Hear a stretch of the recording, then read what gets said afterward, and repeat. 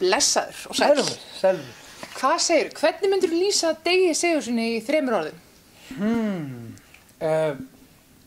Stórskrýtinn, Nú, kraftmikill og fáránlega skemmtilegur. já, líst vel á þetta. Sorry. Já. Hefurðu verið áður beðin að taka þátt í söngvakeppninni? Nei, þetta ég hef bara verið að syngja svona demo sem hafa verið sendið inn, aldrei komið sér í gegn. En þetta er fyrsta skipti sem ég actually syngi í keppni sjálfur. Já. Hvernig líst þér á hennan, hvað á að segja, rollercoaster ride sem svona Eurovision þáttaka er? Bara vel, sko. Já. Þetta er geggjaður skóli, ég verður að segja það.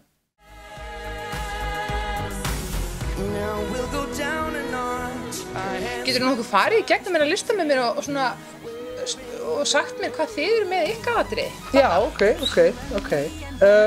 Þið eru náttúrulega með áhrifamikla byrjun. Við erum með áhrifamikla byrjun. Textinn í byrjun er mjög sterkur Já. og þarf að koma til skila, virkilega. Já. Við erum kannski með trommara, Já. Það kemur kannski einhver skrýtinn trommari þarna. Já. Þjóðleg áhrif, nei, ekkert þjóðleg fornhljóðfæri, nei, ég held ekki. Er þið með fiðlu?